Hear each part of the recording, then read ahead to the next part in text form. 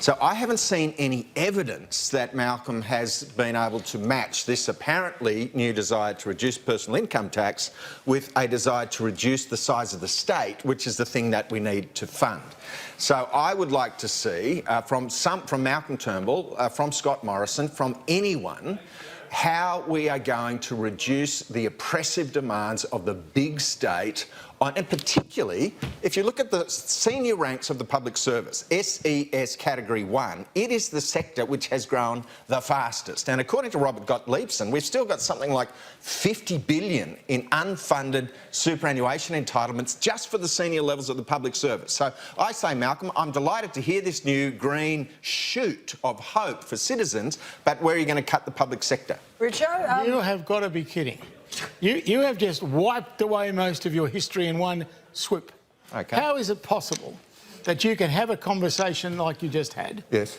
without mentioning the budget deficit? Yes. Because the way you have corporate tax cuts and personal income tax cuts and solve the deficit problem, I'm afraid I'm just not bright enough to work out how to do that. But no doubt you are. I'm just wondering why the omission. Well, Donald Trump is the example. Donald Trump. And what we are seeing is that the ship of state in the US has been sort of shaky, but it is being anchored in tax cuts. And the commitment, well, we'll see. Corporate tax cuts. We'll see. We'll stick to see. Australia What I'm saying to you is that you're asking, deficit. could this be a factor that could re-earth this government and Malcolm Turnbull's leadership? I say if he is serious. I mean, his very first assignment he gave to Scott Morrison was to go out there and increase GST by 50%. Now he wants to cut personal income tax. I say, OK, this is good, this is encouraging, let's keep going. Yeah, but excuse me, you avoided the question completely, so let's get back to it. All right. How does he fix the budget while he's doing this? Well, I say he's got to massively reduce the size of the state. Yeah, you know he's not going to do that. Hang on. You know he's not going to. We're trying to have a real conversation. Well, you know he won't. So therefore, how does he do it? Well, I say it's just as likely as is the authenticity of the promise that he wants to cut personal income tax. It's just as both a question of faith. It's faith, but if it was up to me, you know, the first thing I would do is I'd cut all spending on unconscious bias programs in the Commonwealth Public Service. I'd probably slash foreign aid. I'd slash any spending on any NGO which is funded by George Soros. I would reduce the size of the SES by about sort of 80%.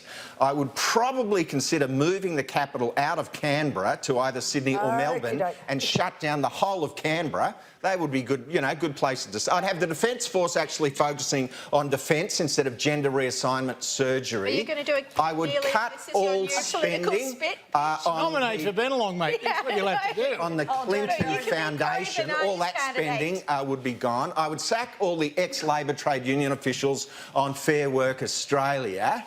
They would, you know, that would be Monday. That would be Monday. Then we'd go to Tuesday. OK. I've got to go to a break, but maybe you can think up a few more in the... We'll get to Bennelong. You mentioned Bennelong and a few other things like a Banking Royal Commission. Just have a think about what you do by the time you've got... Sell the ABC. I'd sell it and turn it into a judo stadium. Maybe mixed martial arts in there. I'd sell all the Spectrum. I would... You need your own I do have to go to a break. You have one. OK, all right. I do have to go to a break, but I'm sure you can think up a few more in the break. We have plenty more to talk about, including Bennelong, including the Banking Royal Commission, oh, so much more. Haven't even got to Zimbabwe yet. A real coup going on there.